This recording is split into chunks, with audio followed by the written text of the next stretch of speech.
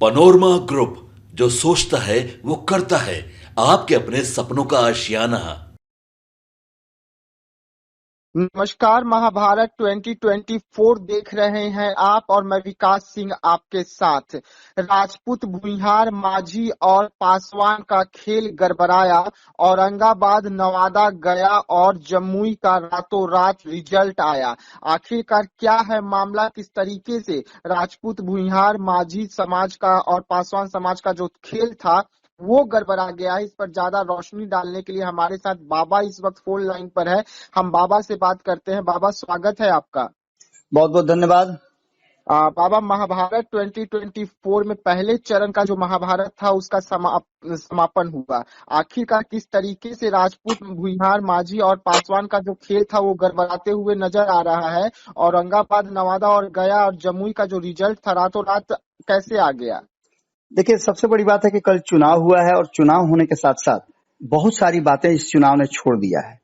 बहुत सारी बातें हम बता रहे हैं कि जो वर्तमान परिस्थिति बनी है उस परिस्थिति में एक चीज तो आप साफ देख रहे होंगे कि जिस तरह से वोट का प्रतिशत घटा है वो बहुत सारी कहानियों को जन्म दे रहा है। वोट का प्रतिशत घटने के साथ साथ ये बातें कही जा रही है कि क्या ये एंटी इनकम्बेंसी वाला है या फिर इसके पीछे की और कोई कहानी है। जो वर्तमान परिस्थिति बनी है उसमें जो वोट देखा जा रहा है, हालांकि देश भर में जो वोट हुए हैं उसका प्रतिशत बहुत अच्छा है। देश में औसतन 63% वोट हुए हैं, जो इस बात की तरफ संकेत देते हैं कि लोकतंत्र में लोगों ने अपना आस्था अभी भी बरकरार रखा है और लोग चाहते हैं कि कुछ ऐसा करें जो 5 साल के लिए बदले। जी, इनमें सभी राज्यों के लगभग जो 21 राज्य हैं जहां वोटिंग हुए हैं कल 102 सीटों पे, उनके रिजल्ट अब सबके सामने हैं। सबसे अधिक अगर बात की जाए तो इसमें मुश्किल या कहा जाए तो चौंकाने वाला परिणाम जो है वो बिहार ने दिया है। बिहार में जो वोटिंग हुआ है वो सबसे ज्यादा चौंकाने वाला है, क्योंकि किसी भी राज्य में इतना कम वोटिंग नहीं हुआ है। इन राज्यों में कई तरह की समस्याएं थी, वहां भी ऐसा नहीं हुआ है।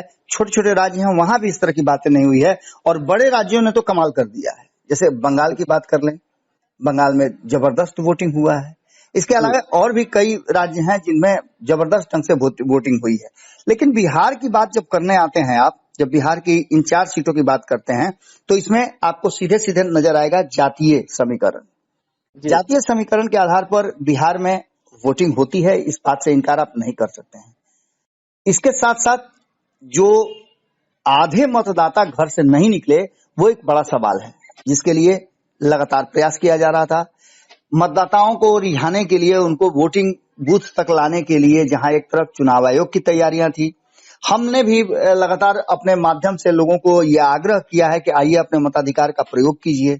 हम कई महीनों से, जब से चुनाव की तैयारियां शुरू हुई है, तिथियों की घोषणा हुई है, तब से लगातार आग्रह कर रहे हैं कि आप पोलिंग बूथ पर जाइए, अपने मताधिकार का प्रयोग कीजिए और 5 साल के लिए एक सही उम्मीदवार का चयन कीजिए। लेकिन इन सब के बावजूद भी 50% से कम वोटिंग होना इस बात की तरफ इशारा करता है कि जनता के मन में कुछ सवाल जरूर है। इन सवालों के जवाब में छिपा है कि जिस तरह से ये चुनाव हमारे सामने आया और इस चुनाव में जातीय समीकरण की बात होने लगी, जातीय गठबंधन की बात होने लगी, ये होने लगा कि जातीय समीकरण के आधार पर उम्मीदवारों का चयन होता है। तो इसमें सबसे बड़ी बात यह है कि जो औरंगाबाद, नवादा, गया और जमुई, ये 4 सीटों पे पहले चरण का चुनाव हुआ है, उसमें राजपूत, भूमिहार, माझी और पासवान का मेहनत कितना रंग लाएगा ये 4 तारीख को पता चलेगा। लेकिन एक बात यहां समझ लीजिए आप, बात अगर औरंगाबाद की करें तो यहां हम पहले से भी बताते आ रहे हैं और शुरू से ही, जब से चुनाव की घोषणा हुई है तब से हम लगातार बता रहे हैं कि ये चित्तौड़गढ़ कहा जाता है, क्योंकि यहाँ राजपूतों का ठाठ है। और यहाँ कुशवाहा वर्सेस राजपूत करा देना निश्चित रूप से एक टेंशन जरूर दे दिया है एनडीए गठबंधन को। यहाँ राजपूतों की जो प्रतिष्ठा है वो दांव पे फंसी हुई है। औरंगाबाद की बात करें तो यहाँ 50% लोग घर से बाहर निकल करके वोटिंग किए हैं। हालांकि बहुत ज्यादा संतोषजनक तो नहीं है, लेकिन चिंता का कारण भी नहीं है, क्योंकि 50% लोगों का वोट करने के लिए निकलना भी लोकसभा के चुनाव में, लोकल चुनाव में कुछ ज्यादा एग्रेशन होता है, लेकिन विधानसभा में लोकल जो चुनाव होते हैं या आप देखिए कि पंचायत स्तर के जो चुनाव होते हैं उसमें ज्यादा वोटिंग होता है। लेकिन लोकसभा में इस वोटिंग को असंतोष इस पर नहीं व्यक्त किया जाता है, संतोषजनक माना जा सकता है। 2014 की बात करें तो 2014 में और 2019 में भी इन जगहों पर वोट हुई थी। तो औरंगाबाद में जो वोट हुआ था उसमें 2009 की अगर बात करें तो 43% से कुछ ज्यादा वोटरों ने अपना रुझान दिखलाया था। 2014 में 51% से ज्यादा वोटरों ने, 2019 में 55% से ज्यादा वोटर आए थे। इस बार 50% वोटर टर्नआउट हुए हैं, तो बहुत ज्यादा नहीं है, 5% का गिरावट जरूर हुआ है। इसके कारण मौसम भी हो सकता है, लेकिन यहाँ भी आप जातीय समीकरण से अलग नहीं हो सकते हैं। अब यहाँ लड़ाई सीधी जो आप नजर आ रही है वो राजपूत बनाम कुशवाहा नजर आ रही है। अब इसमें किसकी आगे गाड़ी निकलती है, कौन यहाँ से सीधे प्लेन पकड़ के या फिर राजधानी एक्सप्रेस पकड़ करके सीधे दिल्ली पहुंचता है और सदन के दरवाजे पर जाकर के माथा टेकता है। इसके अलावे अगर बात करें हम औरंगाबाद के अलावे अगर बात करते हैं हम नवादा की, तो नवादा में भी एक परसेप्शन है कि यहाँ भूमिहारों का राज चलता है। भूमिहार यहाँ कहीं से भी आकर के खड़े हो जाएं तो उनके लिए बहुत मुश्किल नहीं होता है। लेकिन यहाँ की लड़ाई भी कुशवाहा वर्सेस भूमिहार कर दी गई, यानी एक तरफ जहाँ राजपूत फंस रहे हैं औरंगाबाद में, वहीं भूमिहार को फंसता हुआ दिखाई दे रहा था नवादा में। लेकिन अंत में जब नॉमिनेशन हुआ उसके बाद से कई ट्विस्ट आ गए। राष्ट्रीय जनता दल की तरफ से श्रवण कुशवाहा यहाँ उम्मीदवार थे और उनके विरोध में वहां विद्रोह हो गया। विद्रोह होने का कारण हुआ कि विनोद यादव यहाँ से चुनाव लड़ने लगे और राष्ट्रीय जनता दल कई खेमों में बट गया। अब यहाँ देखना दिलचस्प होगा कि क्या भूमिहार का ठाठ बचा पाते हैं विवेक ठाकुर, क्योंकि उनके पीछे जहाँ एक तरफ आपने देखा कि हर पांचों पांडव खड़े थे, चाहे वो बात कर लें भारतीय जनता पार्टी की, तो वहां के सबसे शीर्षस्थ नेता वहां पहुंचे थे, नरेंद्र मोदी पहुंचे थे। नरेंद्र मोदी के अलावा वहां आपने देखा कि लगातार कैंप जो है वो विजय सिन्हा से लेकर के सम्राट चौधरी और सम्राट चौधरी से लेकर के बाकी सारे लोगों ने, यहां तक कि आपने देखा होगा कि लगातार वहां दौरा जो है वो चिराग पासवान खुद कर रहे थे। तो यहाँ भी आप देख सकते हैं कि यहाँ क्या स्थिति रही होगी और क्या भूमिहार यहाँ अपना प्रतिष्ठा बचा पाएंगे। बात जमुई की करें तो यहाँ पासवान का दाव लगा हुआ है, यानी कि यहाँ जो परिस्थिति है उसमें रविदास वर्सेस पासवान का लड़ाई इस बार कर दिया है और लालू प्रसाद ने एक बड़ा ट्विस्ट लाया है। यहाँ अगर बात करें तो यहाँ जमुई में 50% वोट हुआ है, जो पिछले की अपेक्षा कम है, लेकिन असंतोष नहीं होगा, इसलिए कि इससे पहले जो ट्रेंड हम देख रहे हैं उसमें जमुई में 2009 में 38% से कुछ ज्यादा वोट हुआ था, 2014 में 50%, जबकि चिराग पासवान यहाँ पहली बार चुनाव लड़ने के लिए आए थे। 2019 में एक लैंडस्लाइड था, इसलिए कि वहां 58% के आसपास वोटर जो हैं वो मतदान करने के लिए निकले थे। इस बार 50% आए हैं, 8% की लगभग गिरावट हुई है, लेकिन उससे ये चिंता आप नहीं कर सकते हैं। लेकिन इतना तो मान के चलिए कि अर्चना रविदास वर्सेस अरुण के साथ जो लड़ाई चल रही है, उस लड़ाई में अरुण भारती किस तरह से पासवान समाज का प्रतिष्ठा बचाते हैं, चिराग पासवान का प्रतिष्ठा बचाते हैं या फिर रामविलास पासवान का प्रतिष्ठा बचाते हैं, ये एक बड़ी चिंता का कारण जरूर बना हुआ है। जो 4 तारीख को जब इसका वोटों की गिनती होगी तो सबके मन से डाउट जो है वो क्लियर हो जाएगा कि क्या यहाँ की जनता ने पासवान पर भरोसा किया है। इसके अलावा एक गया की सीट है जिस पर सबकी प्रतिष्ठा फंसी हुई है।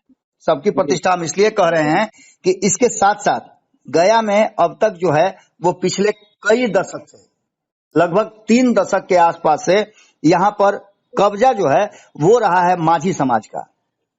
माझी बनाम माझी यहाँ चुनाव होता रहा है, लेकिन इस बार माझी बनाम पासवान यहाँ चुनाव हो रहा है।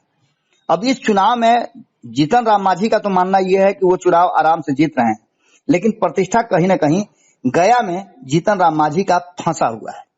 यहाँ वोटिंग की अगर बात करें, हालांकि नवादा की बात हमने किया तो नवादा में हमने ये नहीं बताया था कि वहां सबसे कम वोट 41%, 41.5% हुआ है, लेकिन गया की बात करें तो गया में सबसे अधिक वोट 52% हुआ है।